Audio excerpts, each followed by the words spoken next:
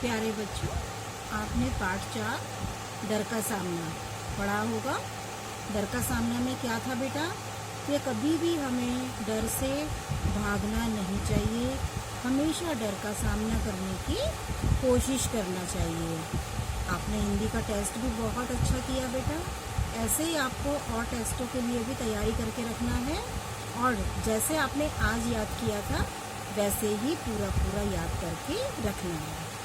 आज हम आपको पाठ 4 डर का सामना के कॉपी वर्क के क्वेश्चन आंसर करवाएंगे। तो आपको ज़रूरी नहीं है बेटा कि इस काम को एक ही दिन में कंप्लीट करना है। आप उसमें 1 दिन भी ले सकते हैं, 2 दिन भी ले सकते हैं, 3 दिन भी ले सकते हैं, लेकिन राइटिंग आपकी बिल्कुल साफ होना चाहिए। और आपको जो अक्षर समझ में नहीं आता है उसको आप किताब में ढूंढ लेंगे, किताब में आपको वो शब्द आसानी से मिल जाएगा। तो प्यारे बच्चों, हम शुक्लेख से चालू करेंगे। शुक्लेख में सबसे पहले है जंगल, बंदर, स्वामी जी, ज्ञान, संसार, रोशन। फिर से देखिए, जंगल, बंदर, स्वामी जी, ज्ञान, संसार, रोशन। इसके अलावा भी आपको पाठ में कोई कठिन शब्द नजर आता है तो आप उसको भी लिख सकते हैं। इसके बाद आपको लिखना है शब्दार्थ। ठीक है, शब्दार्थ आपको ये बुक में भी मिल जाएंगे। ठीक है बेटा, और कॉपी में आप देख लीजिए, और जहाँ आपको थोड़ा सा लगता है कि राइटिंग समझ में नहीं आ रही है तो आप बुक में से देख के भी लिख सकते हैं। शब्दार्थ में बेटा सबसे पहले है रास्ता, राह, जंगल, वन, डर, भय, ठहरना, रुकना, हैरान होना, अचरज करना, गुरु, शिक्षक, ज्ञान, जानकारी। मैं एक बार फिर से आपको शब्दार्थ दोहराती हूँ। रास्ता, राह, जंगल, वन, डर, भय, ठहरना, रुकना, हैरान होना, अचरज करना, गुरु, शिक्षक, ज्ञान, जानकारी। बच्चों, जब भी आप शब्दार्थ लिखते हैं तो बीच में डैश लगाएंगे।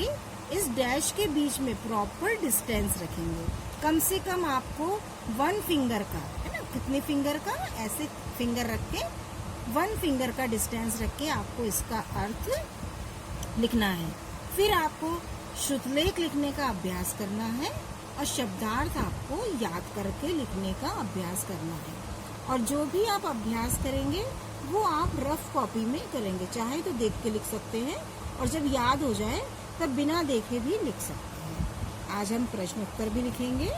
तो प्रश्न उत्तर में सबसे पहला प्रश्न है, बालक किसके साथ जा रहा था। क्वेश्चन आपको बेटा बुक में भी मिल जाएंगे। ठीक है, तो आप क्वेश्चन बुक में भी देख के लिख सकते हैं।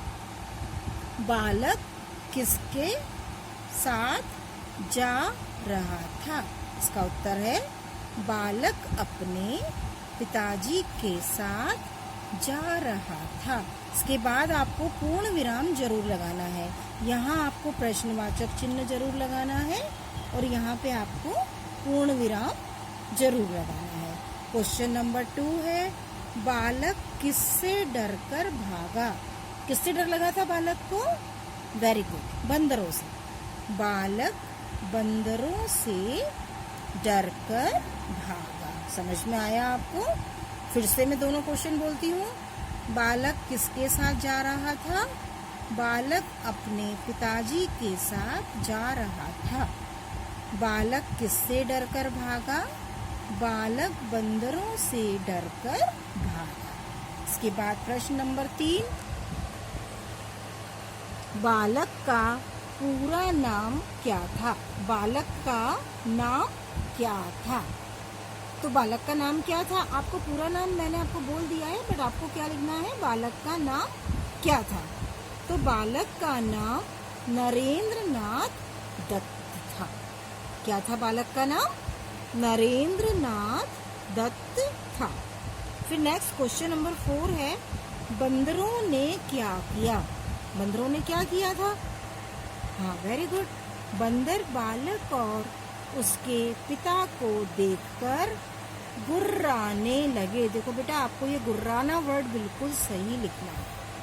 इसको लिखने में मिस्टेक नहीं करेंगे। लिखने के बाद कम से कम 2 टाइम्स इसको चेक करेंगे। तो बंदरों ने क्या किया? बंदर बालक और उसके पिता को देखकर गुर्राने लगे। किसके आवाज लगाने पर बालक रुका? बालक किसकी आवाज लगाने पर रुका था?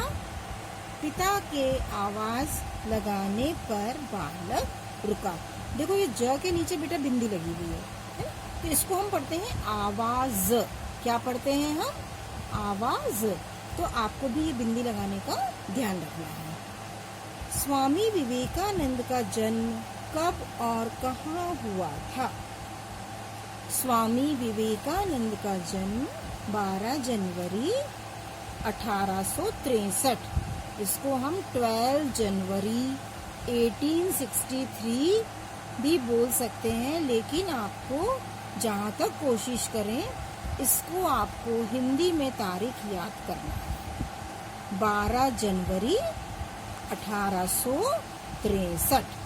फिर से बोलूं, 12 जनवरी 1863। और अगर आप हिंदी में नहीं याद कर पाते हैं तो 12 जनवरी 1863, है ना? जहाँ तक कोशिश बेटा हिंदी में याद करने की करना। कोलकाता में हुआ था। आंसर में फिर से बोलती हूँ, स्वामी विवेकानंद का जन्म 12 जनवरी 1863 को कोलकाता में हुआ था। बेटा, इसको हिंदी में बोलने का ज़्यादा टेंशन नहीं लेना। अगर आपको लगता है कि हम नहीं बोल पा रहे हैं तो आप इंग्लिश में भी बोल सकते हैं। किस दिन को राष्ट्रीय युवा दिवस के रूप में मनाते हैं? 12 जनवरी स्वामी विवेकानंद के जन्म दिवस को राष्ट्रीय युवा दिवस के रूप में मनाते हैं। फिर से चेक कीजिए, 12 जनवरी या 12 जनवरी स्वामी विवेकानंद के जन्म दिवस को राष्ट्रीय युवा दिवस के रूप में मनाते हैं। अगर आपको इसका क्वेश्चन का आंसर थोड़ा कठिन लगता है तो आप सिर्फ 12 जनवरी भी याद कर सकते हैं। 12 जनवरी को राष्ट्रीय युवा दिवस के रूप में मनाते हैं। लेकिन बेटा, अगर आप स्वामी विवेकानंद का जन्म दिवस याद करेंगे तो बहुत अच्छा रहेगा।